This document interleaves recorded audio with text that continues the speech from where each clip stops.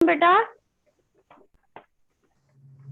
Good afternoon ma'am. Good afternoon ma'am. बेटा welcome Good afternoon, welcome ma'am. All good of you. Afternoon ma'am. Good afternoon बेटा, welcome all of you in Shikhar classes. ठीक है, you all are getting your schedule. Today you have your first bio period, है ना? आपको पता है। Yes, I am ma'am. Taking your yes, ma'am. Yes I am taking your bio part. ठीक है, Zoom पे क्लास कैसे लेते हैं that everybody know. If you want to ask me, you just raise your hand, I am unmuting you, then you ask the question. ठीक है, सब एक साथ क्वेश्चन पूछेंगे तो मैं आंसर नहीं कर पाऊंगी।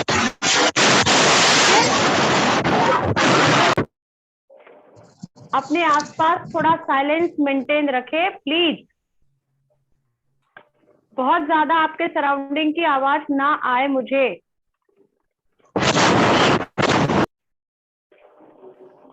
ठीक है, कुछ इंपॉर्टेंट बातें आपको बता दूं पहले। You just sit straight.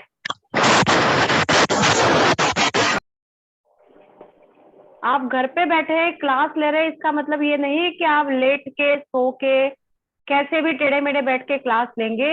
You sit properly at one place, you arrange your system and someone might unmuting. हाँ, that's why I'm telling again and again बेटा, you just close your mics बेटा। अपने mic बंद करो। जब मैं आपको बोलूंगी कि अनम्यूट करो तभी आप अनम्यूट करेंगे। ठीक है, प्लीज सभी ने अपने माइक बंद करे हैं। You just listen to me बेटा, है ना? If you want to ask me some question, you just raise your hand, है ना? फिर मैं आपको अनम्यूट होने के लिए बोलूंगी, तब आप अनम्यूट होके मुझसे क्वेश्चन पूछेंगे। ठीक है, ऐसे बीच बीच में बार बार बोल के डिस्टर्ब नहीं करेंगे। आप स्कूल में पिछला पूरा साल हो गया आपको जूम पे ऑनलाइन क्लासेस लेते लेते। अब तक शायद आपको समझ आ जाना चाहिए कि किस तरीके से क्लास ली जाती है। ठीक है, चलिए स्टार्ट करते हैं। एक आप कुछ 2-3 इंस्ट्रक्शंस पहले दूंगी, जैसे मैंने आपको बताया रेज हैंड करके आपको क्वेश्चन पूछना है। दूसरी बात मैंने बोला है, आप घर बैठे हैं तो भी आप तमीज से बैठेंगे। You sit straight properly, sit at one place only, you keep all the things with you whatever you require during this 1 hour. आप एक पानी का बॉटल साथ में लेके बैठे, आप एक अपनी कॉपी पेन पेंसिल सारी चीजें साथ में लेके बैठेंगे और अपना कैमरा चालू रखेंगे। ठीक है, ताकि हम सबको देख सके कौन बच्चा क्या कर रहा है। You are concentrating on my lecture or not. You are noting down all the things whatever I am writing on the board. पहले तो आपको एक बायो के लिए एक अलग सी कॉपी, एक अलग रजिस्टर बना लेना है। जब भी बायो का पीरियड लगेगा, आप उसी रजिस्टर में सारी चीजों को मेंशन करेंगे। एक ही रजिस्टर में सारे सब्जेक्ट का काम नहीं करेंगे। ठीक है, आज फर्स्ट डे है, कोई बात नहीं, पर नेक्स्ट टर्न से जब भी आप बैठेंगे बायो के लिए, वो बायो वाला एक रजिस्टर ही लेके बैठेंगे। डेट वाइज उसमें सारा चीज नोट करते जाएंगे।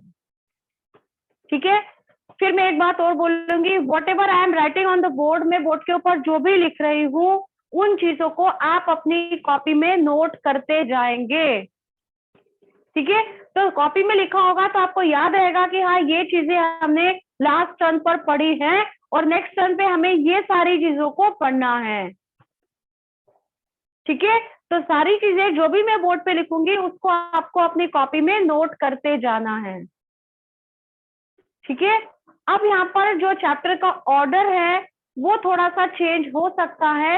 हर स्कूल वाले अपनी अलग अलग पब्लिशर्स की बुक फॉलो करते हैं, बट यहाँ जो हम फॉलो कर रहे हैं उसमें चैप्टर्स का ऑर्डर चेंज हो सकता है आपकी बुक के कंपैरिजन में।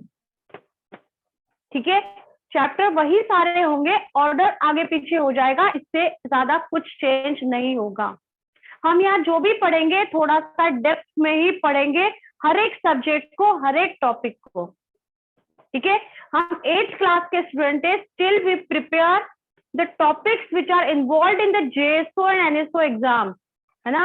आगे जाके आप जेएसओ का एग्जाम देने वाले हैं, एनएसओ का एग्जाम देने वाले हैं, जो भी कॉम्पिटेटिव लेवल के आप एग्जाम देंगे उसमें जो टॉपिक्स ज्यादा इंपॉर्टेंट होते हैं उन टॉपिक्स को हम पहले कवर करेंगे और उसको हम ज्यादा डेप्थ पे ले जाके कवर करेंगे ताकि वो एग्जाम्स आप बहुत इजीली क्लियर कर सको।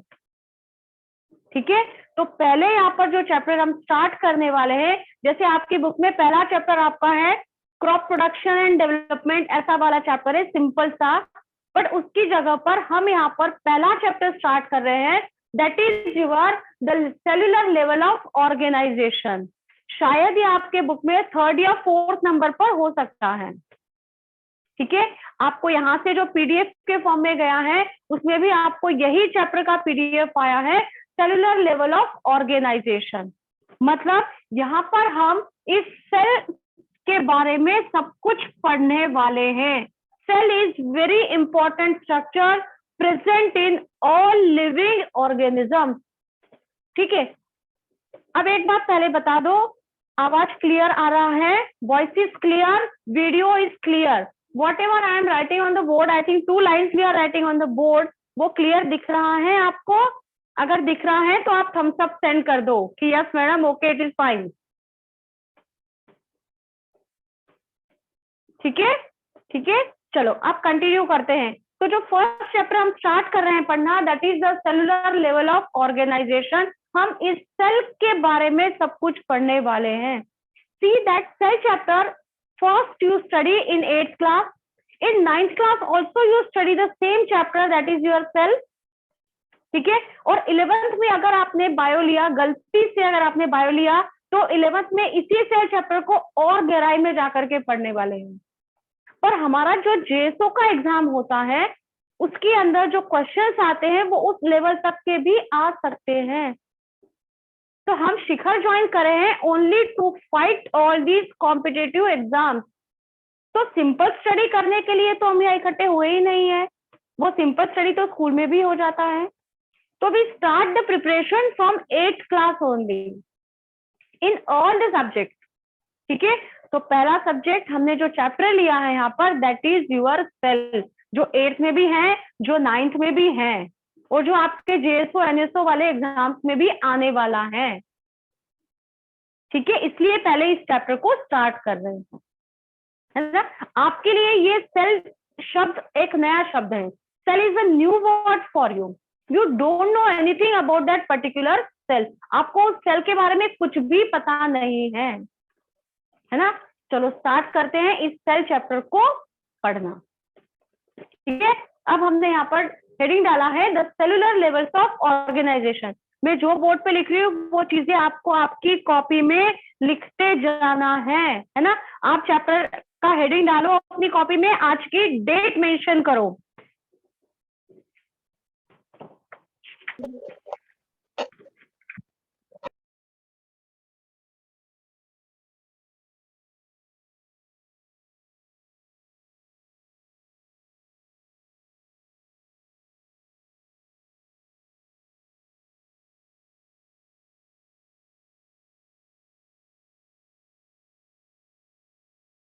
Everybody ready with notebook? Chapter का हेडिंग डल गया है ना। चलो स्टार्ट करते हैं। सेल क्या होता है उसके पहले हम थोड़ा सा पढ़ना चाहेंगे, बहुत बेसिक। बायोलॉजी मतलब होता है, शायद आप पहली बार बायोलॉजी सब्जेक्ट को एक अलग तरीके से पढ़ने जा रहे हैं। अभी तक साइंस कॉमन होता था जिसमें फिजिक्स, केमिस्ट्री, बायो सारे चैप्टर कॉमन होते थे। अभी भी in your text book all chapters are commonly given, but यहाँ आकर हम उन चैप्टर्स को डिफरेंशिएट कर लेते हैं कि ये चैप्टर फिजिक्स के हैं, ये केमिस्ट्री के हैं और ये बायो के हैं। ठीक है, तो अब पहले हम शुरुआत करें यहाँ पर बायो पढ़ने की। तो biology means we say that the study of life. ये सभी को पता है, biology means the study of life only. Living organisms के बारे में हमें पढ़ना होता है बायोलॉजी में।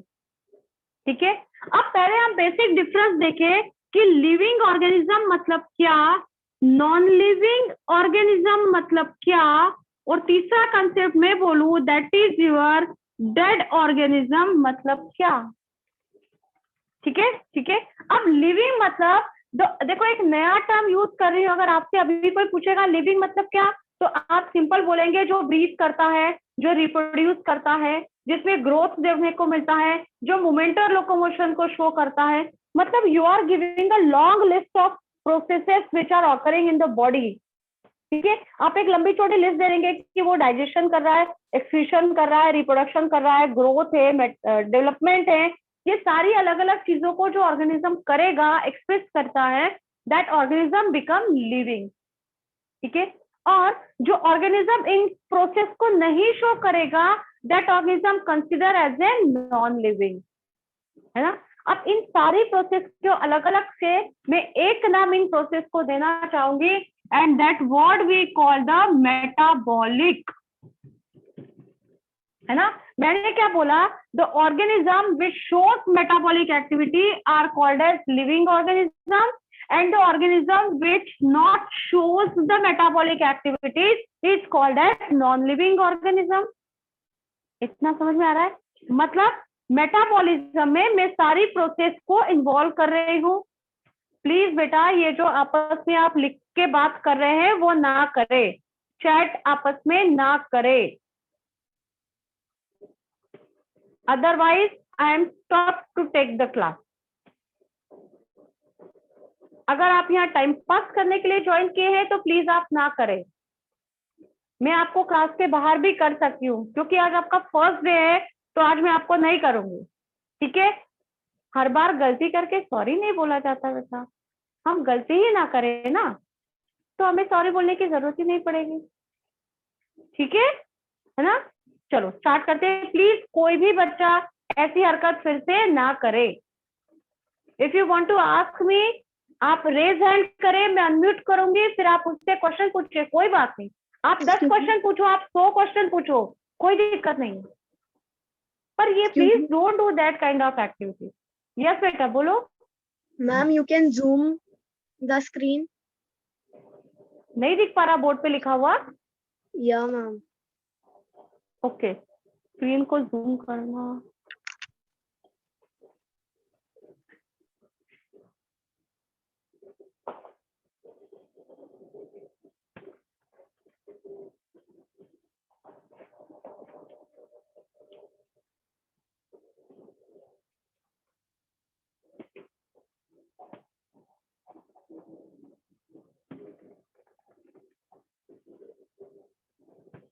नाउ यू सी बेटा, क्या मैं थोड़ा बड़ा राइटिंग लिखूं? नाउ इट इज क्लियर, है ना। चलो स्टार्ट करते हैं।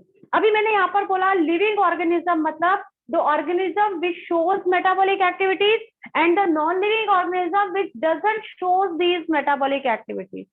ये दो बात समझ में आया? बट अब दिमाग में क्वेश्चन घूम रहा है, ये मेटाबॉलिज्म मतलब क्या होता है, राइट? अब इसको देखते हैं। पहले मैंने बोला ये मेटाबॉलिज्म जो है, metabolic activities are the combination of two activities, one is your anabolic and another one is your catabolic activities. ठीक है, मतलब मैं बोलूंगी anabolism metabolism is equal to catabolism plus anabolism. एक बार फिर सुनो मैंने क्या बोला, हम धीरे धीरे पढ़ रहे हैं पर सुनना ध्यान से प्लीज।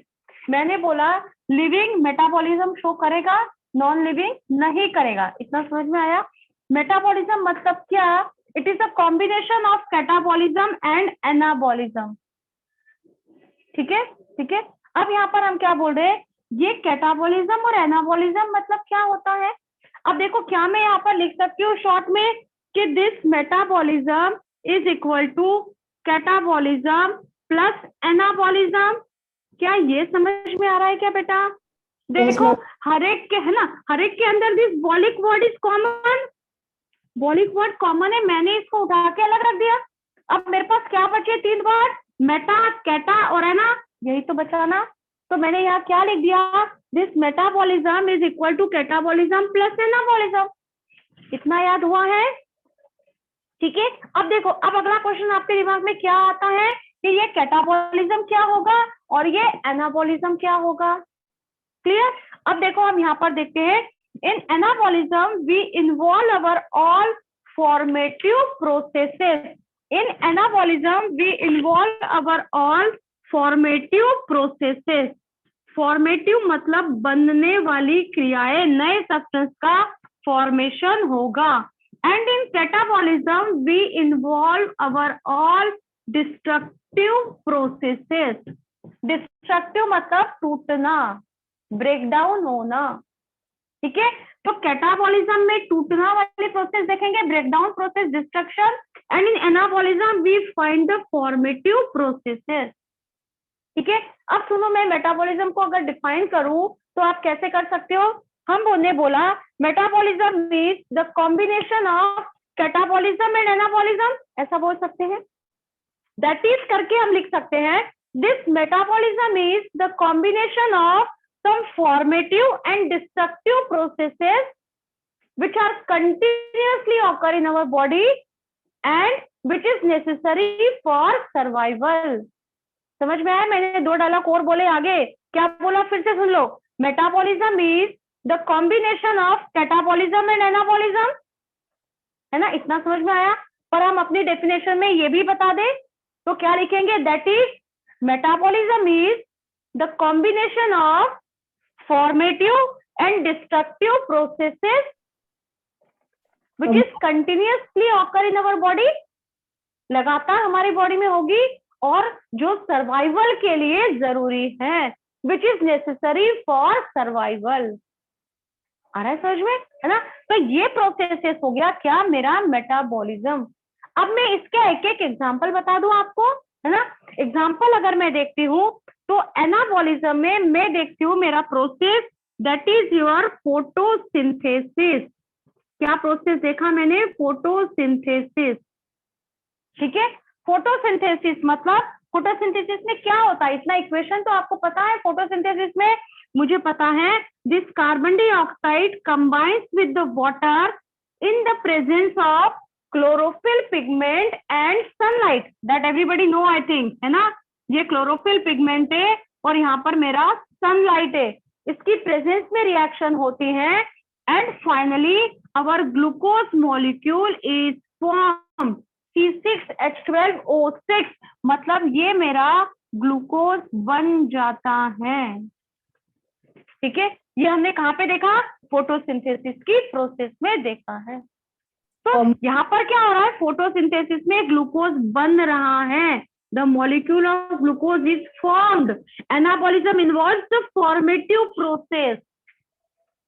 ठीक है, अब अगर हम कैटाबॉलिज्म की बात करते हैं तो कैटाबॉलिज्म में डिस्ट्रक्शन होना है, टूटना है. तो यहाँ हम एग्जाम्पल लिखते हैं हमारा रेस्पिरेशन. ठीक है, अब रेस्पिरेशन में क्या होता है बेटा, we know that respiration मतलब inhalation of oxygen and exhalation of carbon dioxide. मैंने ऑक्सीजन को लेना है और कार्बन डाइऑक्साइड को निकाल के बाहर करना है, right? That we call the breathing. That is the one part of respiration. But respiration का, yes बेटा. Ma'am, in the formula after H2O, ma'am, chlorophyll के नीचे आपने क्या लिखा है? सनलाइट. सनलाइट बेटा, दैट यू नो. मैंने सन लिख के छोड़ दिया है ना? क्लोरोफिल का भी CHL लिख के छोड़ दिया, पूरा नहीं लिखा है क्योंकि आई थिंक मुझे लगा आप सबको इतना तो पता होगा, है ना? That photosynthesis process occur in the presence of chlorophyll pigment and sunlight. But यहाँ जो कंसेप्ट हम समझ रहे हैं उसको समझने के लिए हम ये क्लोरोफिल और सनलाइट नहीं लिखेंगे तो भी चलेगा. हमको सिर्फ यहाँ पर बताना है कि in anabolism we involve the formative process. In that example we just show the formation of that glucose molecule by that carbon dioxide and water. ठीक है, ये कार्बन डाइऑक्साइड और वाटर मिलके ग्लूकोज का मॉलिक्यूल बन रहा है, फॉर्मेशन हो रहा है, right? And in catabolic process we see the destruction, टूटना मतलब यहाँ पे ग्लूकोज का मॉलिक्यूल टूटेगा. नाउ यू सी दैट मैं ले ऑक्सीजन रही हूं but we release the carbon dioxide. समझ में आ रहा है ना? इनहेलेशन में मैंने ऑक्सीजन अंदर लिया है और कार्बन डाइऑक्साइड को निकाल के बाहर करना है. अब मेरी बॉडी में ये कार्बन डाइऑक्साइड कहाँ से आई, सोचने वाली बात है ना. तो क्या होता है, that inhaled oxygen we utilize in the oxidation of food substance. ये जो मैंने इनहेल्ड की है ऑक्सीजन, वो ऑक्सीजन को यूज करके मैं इस ग्लूकोज के मॉलिक्यूल को तोड़ती हूँ। C6H12O6 ग्लूकोज का मॉलिक्यूल टूटेगा, किसकी प्रेजेंस में टूटा, इस ऑक्सीजन की प्रेजेंस में टूटेगा। और फाइनली क्या बनेगा, finally they make our carbon dioxide and water. Carbon dioxide और वाटर बनेगा। मतलब अब यहाँ समझ में आता है, एनाबॉलिज्म में ग्लूकोज बन रहा था, फॉर्मेशन हुआ, एंड इन कैटाबॉलिज्म ये ग्लूकोज का मॉलिक्यूल जो है वो टूट गया है, डिस्ट्रक्शन हो गया है। समझ में आया है ना। अब यहाँ पर हमने देखा क्या क्या पढ़ा अभी तक, सोचो हमें क्या वो सारी चीजें याद हो गई क्या, एक बार ये सोचो, then I am unmuting you. ठीक है, वेट फॉर अ मिनट। हमने देखा study of life, living organism is called as biology, है ना। हमने देखा living means the organism which shows metabolic activities. Non living जो मेटाबॉलिक एक्टिविटीज को शो नहीं करता है वो नॉन लिविंग है। अब हमने पढ़ना शुरू किया actually what is metabolism. Metabolism क्या होता है, तो हम यहाँ पर बोल रहे हैं metabolism is the combination of catabolism and anabolism. ठीक है, in anabolism we involve our formative process and in catabolism we involve our destructive process. तो अब मैं मेटाबॉलिज्म को डिफाइन कर सकती हूँ कि metabolism is the combination of formative and destructive process which is continuously occur in our body and which is necessary for survival, है ना। अब इसमें मैंने एग्जांपल दिया है, एनाबॉलिज्म में एग्जांपल दिया photosynthesis in which that glucose molecule is formed, and in catabolism we give the example of respiration in which that glucose molecule is broken down। ठीक है, ये हमने पढ़ा लिविंग नॉन लिविंग के बारे में। तीसरा एक छोटी सी बात देखेंगे, what do you mean by these dead organism. Dead organism मतलब क्या, इसलिए आप लिखेंगे the organism which shows metabolic activity in their previous life.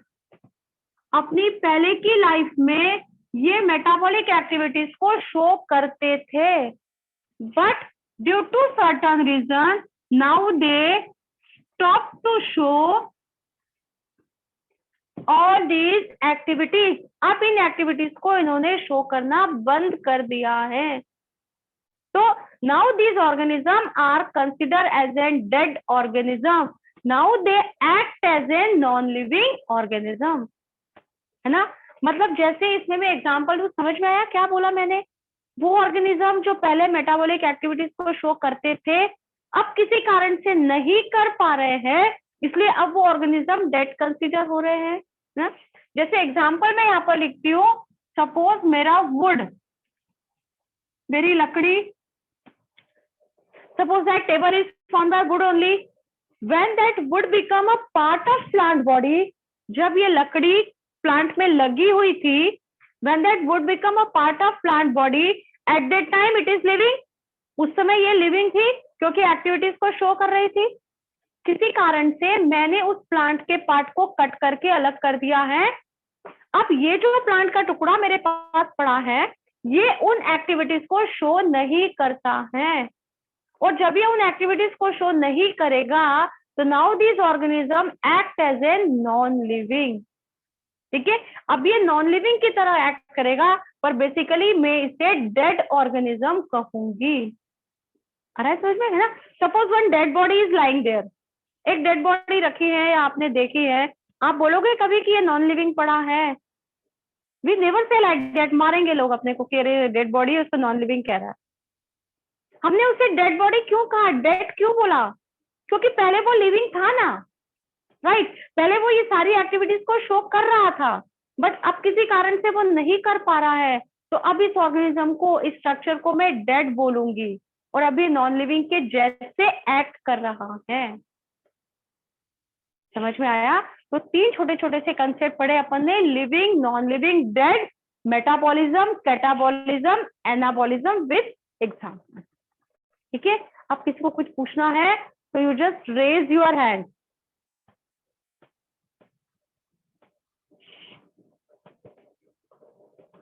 जल्दी जल्दी। हेलो मैम, यस बेटा। मैम ये जो आपने एग्जांपल दिया था ना कैटाबॉलिज्म का, हाँ हाँ रेस्पिरेशन, हाँ। तो मैम ये जो मतलब आपने जो फॉर्मूला लिखा है वो मेरे को समझ में नहीं आया कि जब ग्लूकोज ऑक्सीजन की मदद से टूटता है तो कार्बन डाइऑक्साइड और वाटर रेस्पिरेट होते हैं। हाँ, कार्बन डाइऑक्साइड देखो, मैंने क्या बोला, मैंने ऑक्सीजन लिया and we release the carbon dioxide. From where that carbon dioxide is formed in your body. आप ले तो ऑक्सीजन रहे हो पर देते समय आप कार्बन डाइऑक्साइड दे रहे हो। ये कार्बन डाइऑक्साइड कहाँ बना आपके बॉडी में, राइट? और आप ऑक्सीजन इतनी सारी लगातार ले रहे हो तो क्यों ले रहे हो भैया, कहाँ उसको आप यूज करने वाले हो, समझ में आ रहा है? अब मैंने यहाँ पर बताया that is the second step of respiration. एक स्टेप होता है जिसको मैं ब्रीदिंग बोलती हूँ, जिसमें ऑक्सीजन लेना और कार्बन डाइऑक्साइड को रिलीज करना आता है। Second step we call the cellular respiration.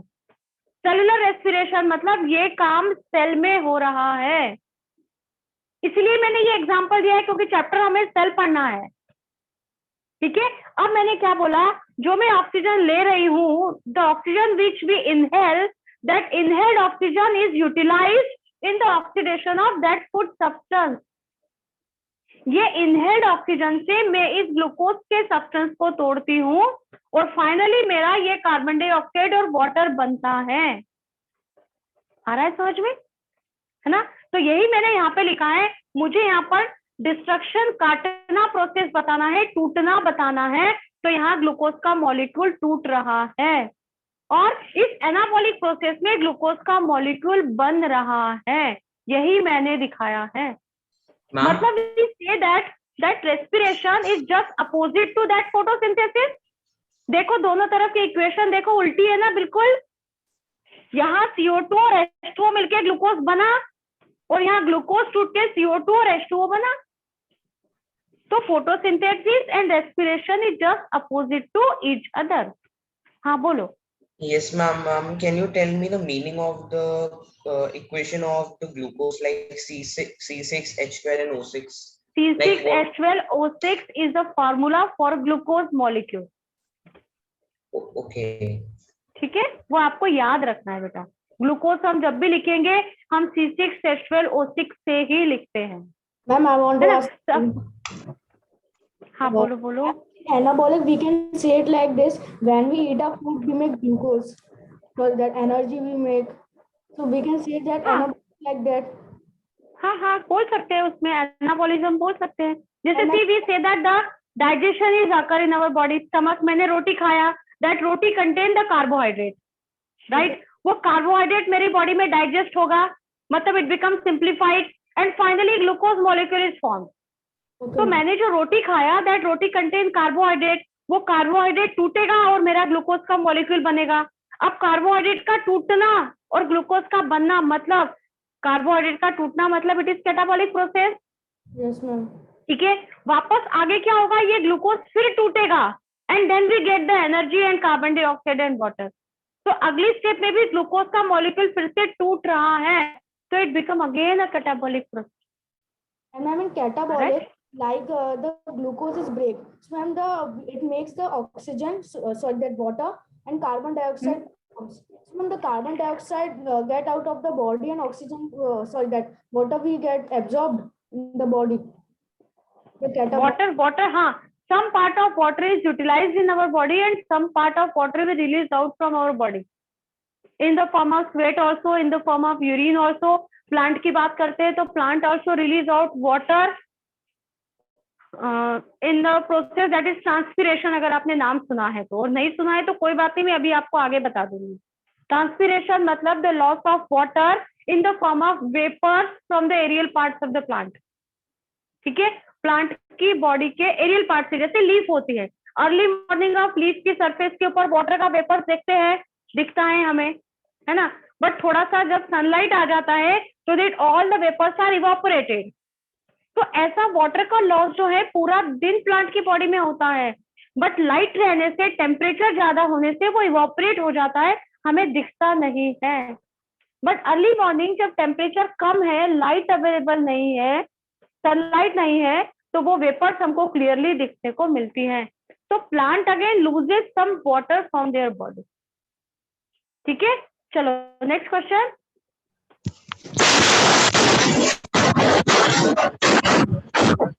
Yes बेटा, यस बेटा. Next. Harshit, please unmute yourself. Yes, ma'am. हाँ बेटा, you want to ask me something? I only asked the doubt for that. I forgot to lower the hand. Okay. Next. Next. Ma'am, what Kanupriya, is the example of metabolism?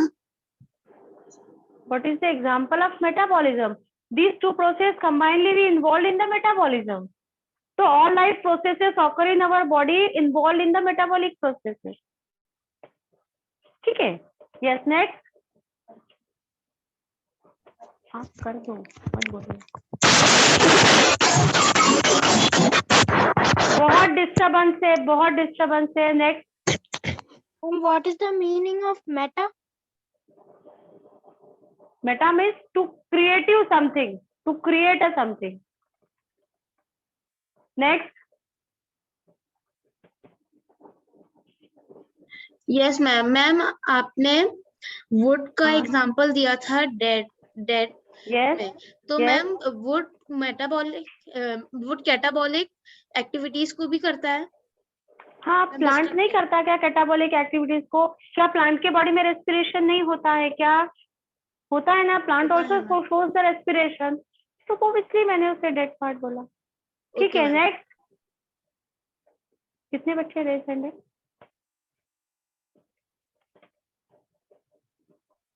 Yes बेटा, hurry up.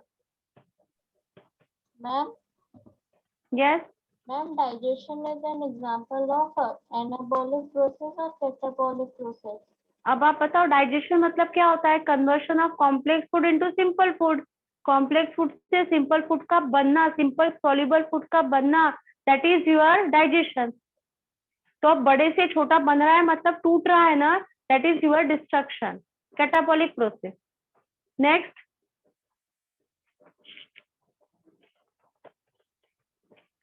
Yes बेटा, hurry up. Ma'am, like you said now that in digestion the food breaks.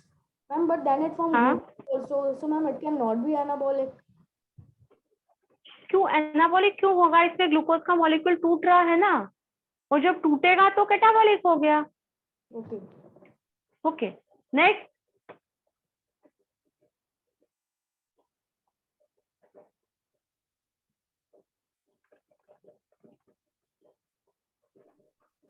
Yes बेटा, हरी आप. चलो next.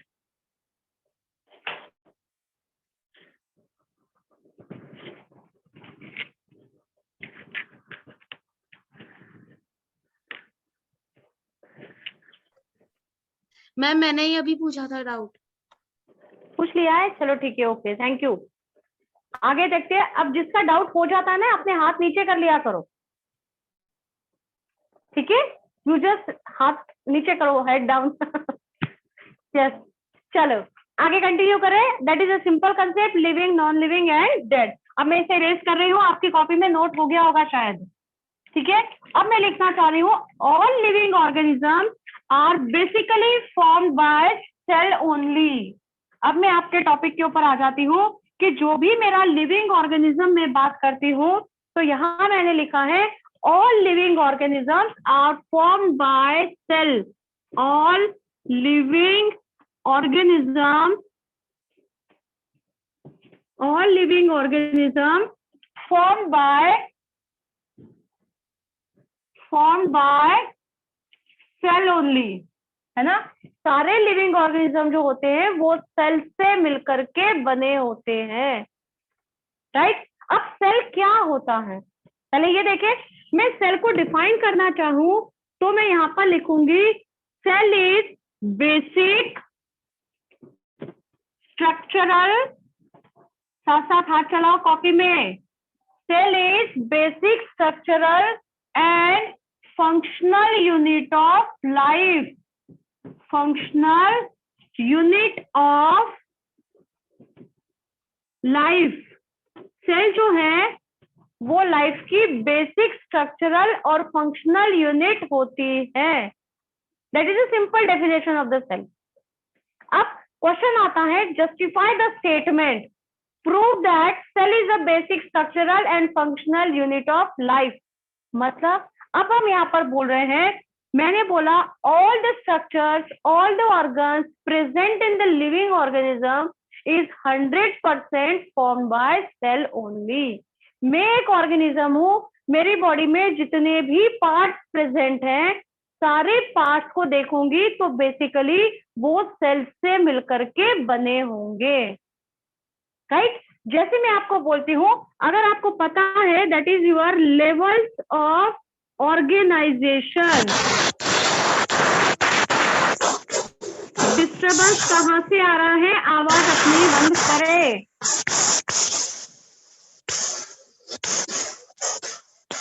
अनुज, Arjun, Arjun check करो बेटा, बहुत disturbance आ रहा है आपके यहाँ से।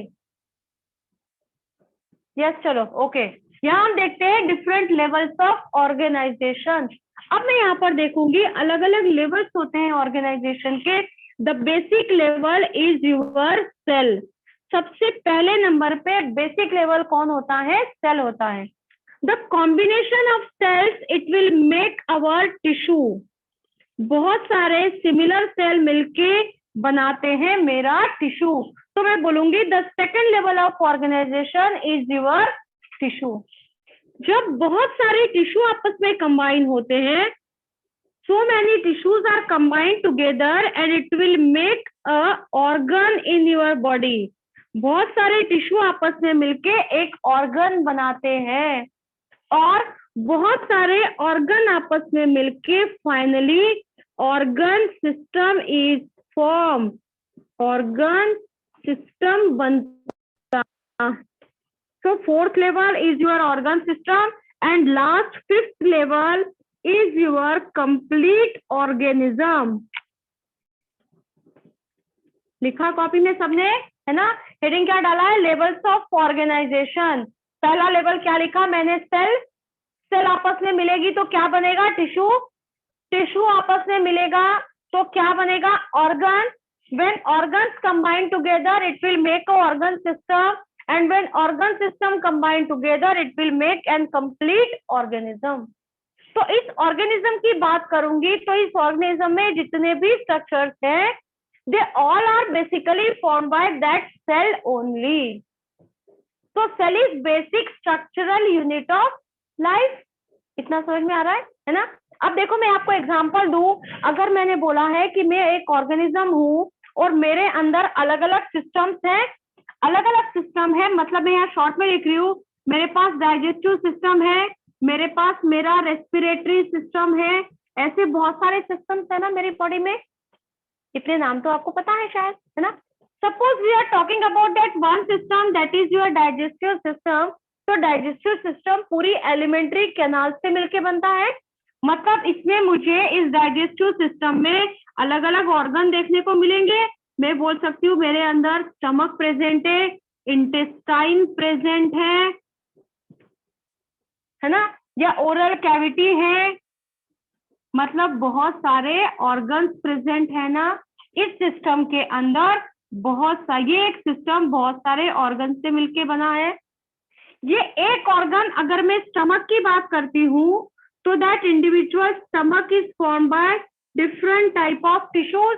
हो सकता है यहाँ पर सर्कुलर टिश्यू हो, या फिर यहाँ पर लॉन्जिट्यूडनल सर्कुलर टिश्यू हो।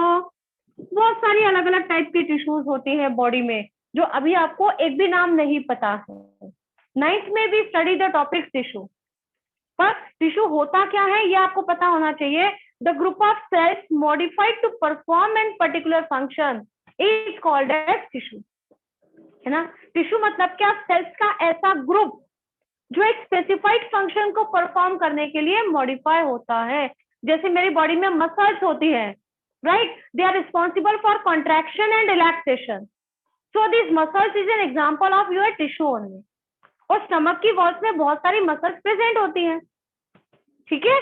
तो यहाँ हमने बोला बहुत सारे टिश्यू से मिलके बना है, और हर एक टिश्यू को देखूंगी so that tissue are basically formed by cell only. अब समझ में आया? मतलब मैंने बोला कि cell is basic structural unit of life. Basic क्यों है? क्योंकि ये रहा बेसिक, मैंने दिखाया। स्ट्रक्चरल यूनिट क्यों बोला? क्योंकि इस ऑर्गेनिज्म के सारे स्ट्रक्चर जो हैं वो बेसिकली इस सेल से मिलकर के बने होते हैं। अब Ma'am? मुझे प्रूव करना है। यस बेटा। Ma'am, are there any type of cells like tissue organs and organ systems? Cell के भी टाइप हैं, अभी भी सी आगे आगे देखेंगे लेक्चर में। सेल भी अलग अलग टाइप के होते हैं, शेप Okay. साइज स्ट्रक्चर थोड़ा थोड़ा वेरी करता है, वो हम डिस्कस करेंगे आगे। Okay, ma'am. ठीक है, पहले हम बस बेसिक कंसेप्ट तो समझ ले। ठीक है, अब मैंने बोला है cell is also act as an functional unit of life. Functional कैसे बताऊंगी मैं यहाँ पर लिख रही हूँ the function perform by an individual. Function, हाथ चलाओ कॉपी में, function performed by organism, the function performed by an organism is a result of function performed by their cell। मतलब मैं एक ऑर्गेनिज्म हूँ, मैं जो काम कर रही हूँ वास्तव में उस काम को मैं नहीं कर रही हूँ। मतलब फिर कौन कर रहा है? तो मेरे अंदर का जो सेल है वो उस काम को कर रहा है, तब मैं उस काम को रिप्रेजेंट कर रही हूँ। जैसे मैं एग्जांपल बोलूं, मैंने बोला मैंने रेस्पिरेशन किया है। अब बताओ क्या वो रेस्पिरेशन मैंने किया है क्या? मतलब मैंने ऑक्सीजन लिया, मैंने कार्बन डाइऑक्साइड को रिलीज किया, बट ये जो उस ऑक्सीजन को यूज करके मैंने ग्लूकोज के मॉलिक्यूल को तोड़ा था, ये जो प्रोसेस था जिसको मैंने सेलुलर रेस्पिरेशन बोला, थोड़ी देर पहले मैंने एग्जांपल में बताया, आपको समझाया ये। तो वो जो ग्लूकोज का टूटना वाला प्रोसेस था, that process basically occur inside the cell. अब मैं बोलती हूँ रेस्पिरेशन मैंने किया है, पर वास्तव में वो रेस्पिरेशन मैंने किया है क्या? नहीं, वो रेस्पिरेशन मेरे सेल ने किया है। सेल वो काम कर रहा है, उसके रिजल्ट के फॉर्म में मैं उस काम को एक्सप्रेस करती हूँ। काम वो कर रहा है, नाम मेरा हो रहा है। समझ रहे हो, है ना? तो ये डायलॉग दे करके हम प्रूव कर सकते हैं कि function perform by an organism या individual is the result of function perform by their cell. ठीक है, तो इससे हमने एक्सप्लेन कर दिया है, प्रूव कर दिया है कि cell is basic structural and functional unit of life. यहाँ तक समझ में आया है ना? अब थोड़ा सा आगे पढ़ते हैं। मैं इसको इरेज कर रही हूँ, शायद आपके कॉपी में नोट हो गया होगा।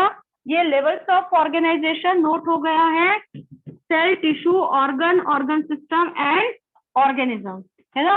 मैंने ये लेवल्स ऑफ ऑर्गेनाइजेशन भी यहाँ से इरेज कर दिया है। और इधर जो डायलॉग लिखा था, function perform by an individual is the result of function perform by a cell, है ना? हमने प्रूव कर दिया है कि यह cell is basic structural and functional unit of life. अब मैं यहाँ पर बोलूंगी we say that we have the two variety of organism. मतलब मैं यहाँ लिखूंगी on cellular basis. Cellular basis पे मेरे पास दो वेराइटी के ऑर्गेनिजम्स होते हैं। वन इज योर यूनिसेल्यूलर, ये भी शायद आपको पता है, unicellular organism. Another one is your multi cellular organism. ठीक है, मतलब अब मैं जानती हूं कि सेल्यूलर लेवल पर, मतलब नंबर ऑफ सेल्स के बेसिस पे मैंने ऑर्गेनिज्म को दो ग्रुप में कैटेगराइज कर दिया। Unicellular organism means they are formed by single cell only, ये आपको पता है। They are formed by single cell, एक ही सेल से मिलके बना है। और मल्टी सेल्यूलर मतलब they are formed by more than one cell, ये एक से ज्यादा सेल से मिलकर के बना हुआ है। ठीक है, इतना समझ में आया, इतना याद रहेगा। एग्जाम्पल में यहाँ लिखूं तो एग्जाम्पल यहाँ पे हम लिख सकते हैं हमारा अमीबा, पैरामीशियम, यूग्लिना। ठीक है, और मल्टी सेलुलर में आप कोई भी नाम लिख सकते हो, कोई भी प्लांट लिख सकते हो, या फिर कोई भी एनिमल का नाम लिख सकते हो। These are your multi cellular organism.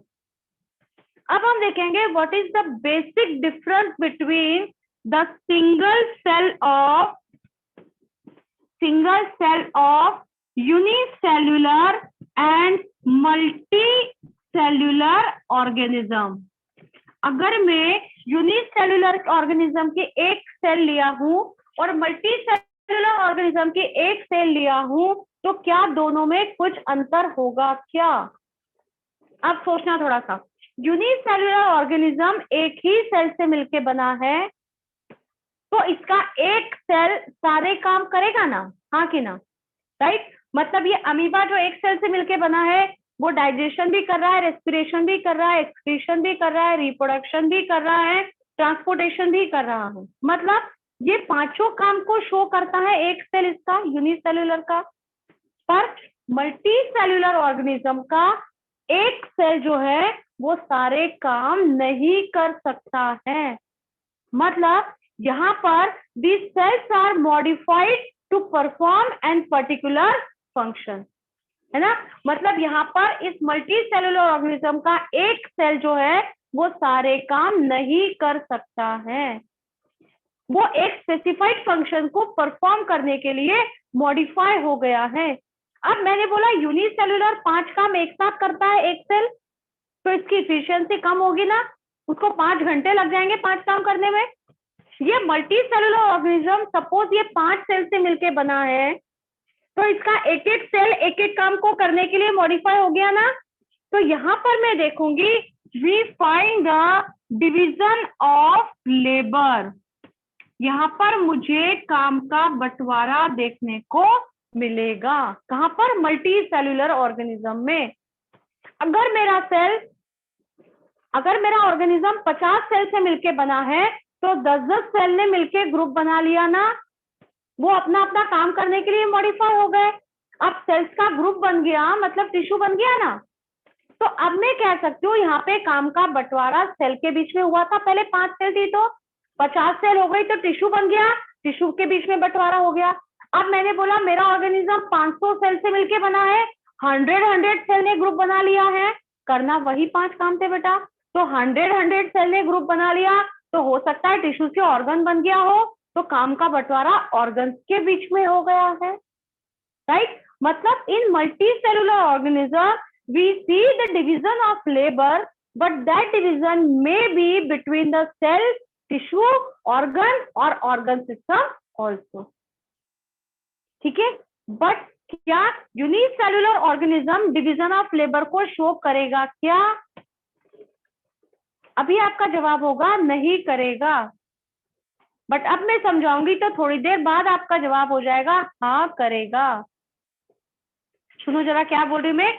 In multi cellular organism we see that division of labour, that division between may be between cell, tissue, organ और ऑर्गन सिस्टम ऑल्सो, किसके भी बीच हो सकता है। बट यूनिसेल्युलर ऑर्गेनिज्म में भी we find the division of labour, काम का बंटवारा होगा, पर वो काम का जो बंटवारा होगा that we observe between different cell organelles, ये काम का बंटवारा अलग अलग सेल ऑर्गेनल्स के बीच में होता है। स्टार लगा के नोट कर लो। In unicellular organism we also find the division of labour, but that division of labor we observe between their cell organelle। Cell organelle मतलब मेरे एक सेल के अंदर बहुत सारे अलग अलग स्ट्रक्चर्स प्रेजेंट होते हैं और हर एक स्ट्रक्चर का अपना अलग अलग काम होता है। तो यहाँ पर यूनिसेल्युलर में जो काम का बंटवारा हुआ वो उन अलग अलग स्ट्रक्चर्स के बीच में हुआ है, जिसको मैंने बोला है सेल ऑर्गेनल। आ रहा है समझ में? तो मल्टी सेलुलर में find the division of labour between cell, tissue, organ और organ system, but in unicellular organism, अब एक यूनिसेल्युलर में ये सारे स्ट्रक्चर्स तो नहीं बनेंगे ना, न तो टिश्यू होगा, न तो ऑर्गन होगा, न तो ऑर्गन सिस्टम होगा। तो यहाँ पर क्या बनेगा? यहाँ मैंने बोला सेल के अंदर जो सेल ऑर्गेनल्स हैं उनके बीच में काम का बंटवारा होता है। We find the division of labour between the cell organelles of that particular unicellular organism. इतना समझ में आया? आगे पढ़ते हैं, यहाँ तक क्लियर? अब यहाँ पर हमको दो चीजें और देखनी है। यहाँ पर हम कुछ पर्टिकुलर डिस्कवरीज के बारे में देखेंगे, कुछ साइंटिस्ट के नाम देखेंगे, ठीक है? We just erase that part also now, ये मैं मिटा रही हूँ, unicellular and multi cellular organism, ठीक है? यहाँ पर अब मैं लिख रही हूँ अबाउट द डिस्कवरीज ना, अलग अलग साइंटिस्ट ने क्या क्या काम किया है, हम उसके बारे में एक छोटा सा शॉर्ट नोट तैयार करते हैं, ठीक है? पहला मैंने यहाँ पर लिखा साइटोलॉजी। साइटोलॉजी एक टर्म मैंने बताया, cytology means the study of cell. Study of cell is called as cytology. मतलब उसका कंपोजिशन भी हमें पता होना चाहिए, उसको कंपोनेंट्स भी, स्ट्रक्चर भी पता होना चाहिए। दो the structure and function of the cell is study in the branch that is your cytology. Cell की स्टडी करते हैं किसके अंदर? साइटोलॉजी में कर रहे हैं, है ना? तो first time the Robert, scientist का नाम लिखी हूं मैं, रॉबर्ट हुक। फर्स्ट टाइम मैं लिख रही हूँ first observe the cell. Robert Hooke ने सबसे पहले सेल को देखा था, बट ये सेल जो देखा था it become your dead cell. Dead cell को इन्होंने देखा था, ठीक है? फिर दूसरा एक और साइंटिस्ट आता है जिसको मैं नाम बोलती हूँ रॉबर्ट ब्राउन। इन्होंने देखा था the presence of nucleus in a cell. इन्होंने बोला कि सेल के बीच में एक डॉट लाइक स्ट्रक्चर दिख रहा है जो कि न्यूक्लियस होता है। So the Robert Brown first time observed the nucleus inside the cell. फिर मैं एक और साइंटिस्ट का नाम लिखूं, ल्यूवेनहॉक, LEUWENHOEKE,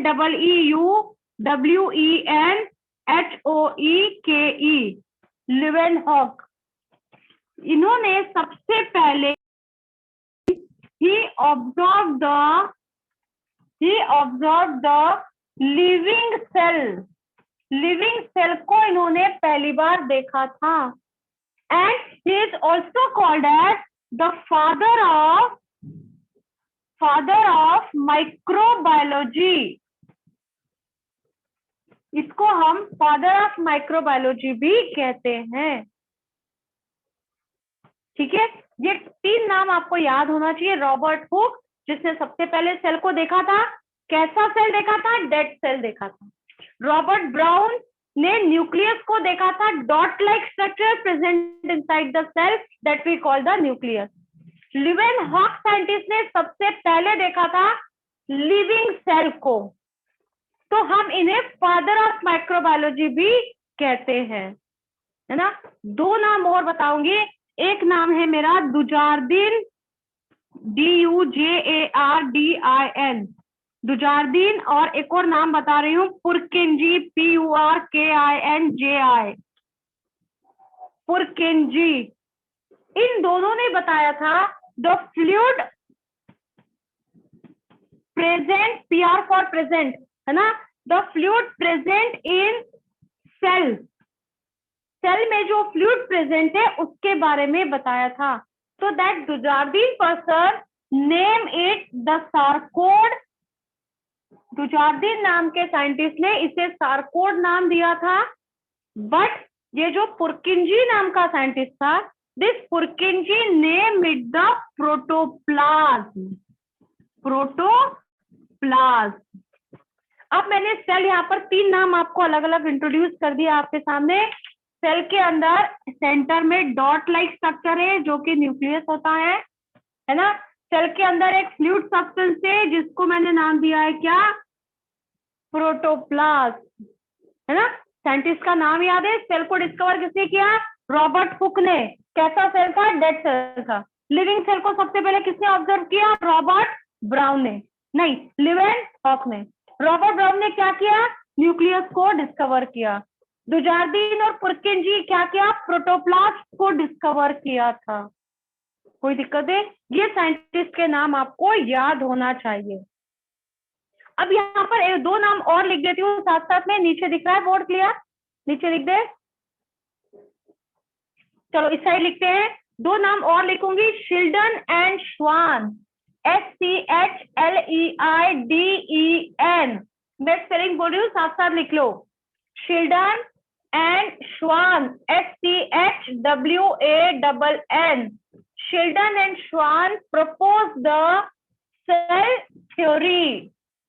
शिल्डन एंड श्वान ने सबसे पहले सेल थ्योरी बताया था, है ना। इसके भी सारे पॉइंट्स हम देखेंगे अगले लेक्चर पे, है ना। तो शिल्डन and Schwann propose the cell theory. और दूसरा एक और साइंटिस्ट का नाम लिख रही हूँ, रुडोल्फ वर्चाउ। क्या किया था इन्होंने? ही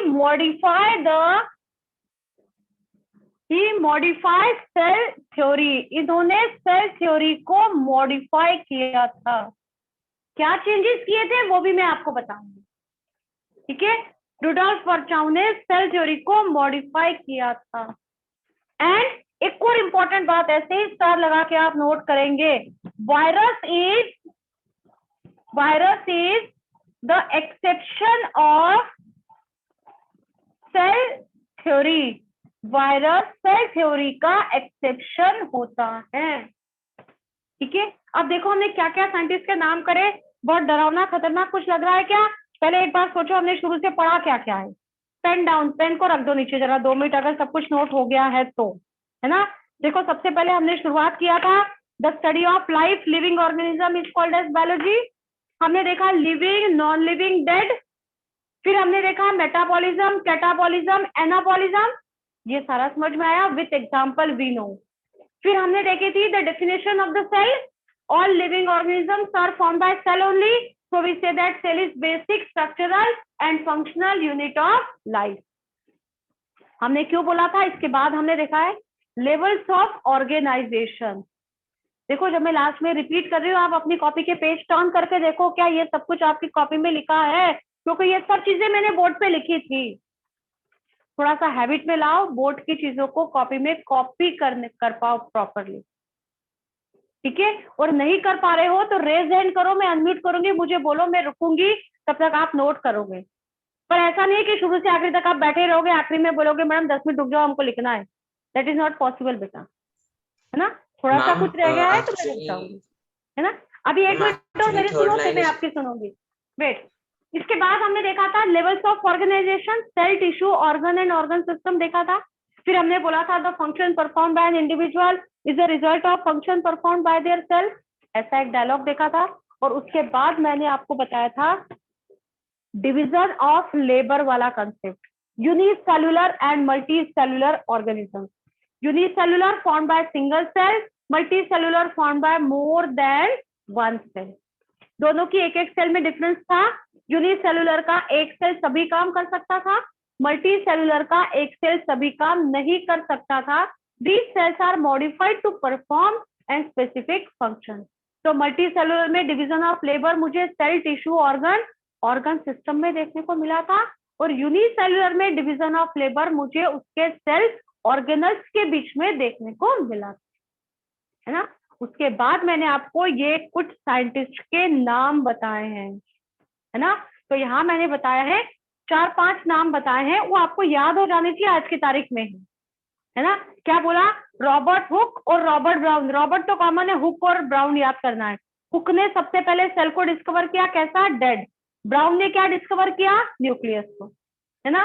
ल्यूवेनहॉक ने लिविंग सेल को डिस्कवर किया था। फिर दुजारदीन और पुरकिंजी ने प्रोटोप्लास्ट को डिस्कवर किया। और फिर शिल्डन एंड श्वान ने सेल थ्योरी दिया था। रुडोल्फ वर्चाउ ने उसको मॉडिफाई किया था।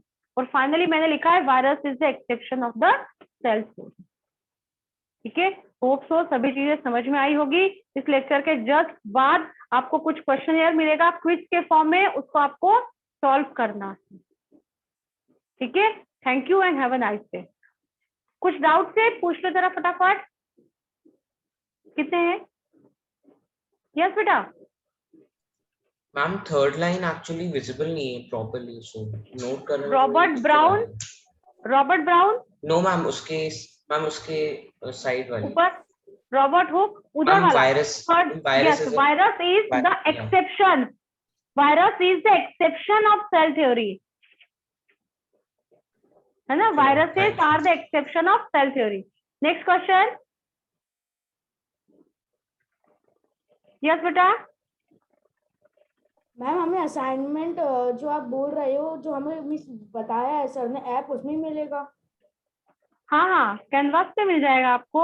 हमें पता, मेरे को मिल नहीं रहा है कि कहाँ मिल रहे हैं असाइनमेंट। नहीं, अभी अभी सर डालेंगे बेटा, आफ्टर लेक्चर सर डालेंगे आपको। Okay ma'am. ठीक है, ठीक है। Yes, next question. Yes ma'am, यही डाउट था। Okay ma'am, thank you. ठीक है, चलो ठीक है, clear everything, happy with this?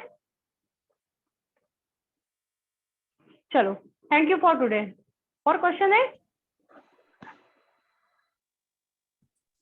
Ma'am ये पूछना था कि जो सिंगल्स, हमें पता है कि जो एक ऑर्गन सिस्टम बनता है वो एक सेल है, सेल को मिला के टिश्यूज को मिला के ऑर्गन, फिर एक ऑर्गेनिज्म बन जाता है। Yes. तो एक सेल एक ऑर्गेनिज्म बन जाता है, ये सिर्फ यूनिसेल्युलर में होगा ना? नहीं, एक सेल मतलब इसमें पूरी एक ऑर्गेनिज्म हो, मेरे ऑर्गेनिज्म का बेसिक यूनिट कौन है? सेल है। तो इसका ये मतलब नहीं है कि एक सेल, मेरा पूरा बॉडी एक ही सेल से मिलकर बना है। Millions of cells are present in our body, trillions of cells are present in our body. और एक सेल ऑर्गेनिज्म की तरह एक्ट कब करेगा? जब वो यूनिसेल्युलर होगा तब। Okay ma'am. ठीक है, clear? Yes, next question. Ma'am transpiration anabolic है या कैटाबॉलिक? ये ना एनाबॉलिक भी नहीं है, कैटा, इसमें कुछ टूट थोड़ी रहा है बेटा, only water is release out. ठीक है, यस। मैम जो आपने टिश्यूज के नेम बोले थे मैम, उनका प्रोनाउंसिएशन क्या होगा?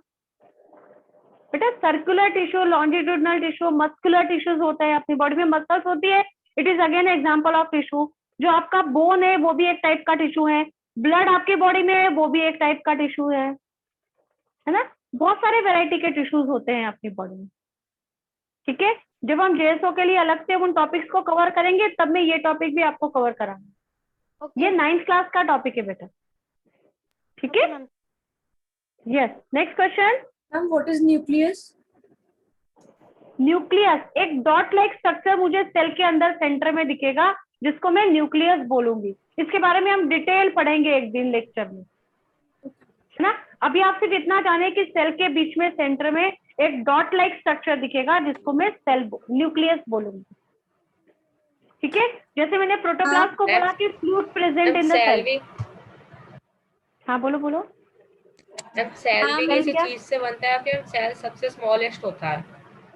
हाँ, cell is the smallest, cell smallest structure हमारी बॉडी में, और वो सेल के अंदर, हाँ, in our body only. Ma'am is body is the example of metabolic? पूरा बॉडी एग्जांपल हो गया मेटाबॉलिज्म। हाँ, पूरे बॉडी में मेटाबॉलिक एक्टिविटीज होता रहता है लगातार, which is necessary for example. Metabolism दोनों का कॉम्बिनेशन है, कैटाबॉलिज्म और एनाबॉलिज्म। तो अब ये जो प्रोसेस हमने कैटाबॉलिज्म में इन्वॉल्व करी है, जो प्रोसेस हमने एनाबॉलिज्म में इन्वॉल्व करी है, वो सबको मिला के मैं मेटाबॉलिज्म में इन्वॉल्व कर दूंगी। मैम तो हमारी बॉडी एग्जांपल है मेटाबॉलिक की? हाँ हाँ, कह सकते हैं ऐसा। Okay ma'am. सेल कैसे बनता है? वो अभी मैं बताऊंगी ना अगले टर्म में, एक ही लेक्चर में सारा कुछ तो नहीं बता पाऊंगी।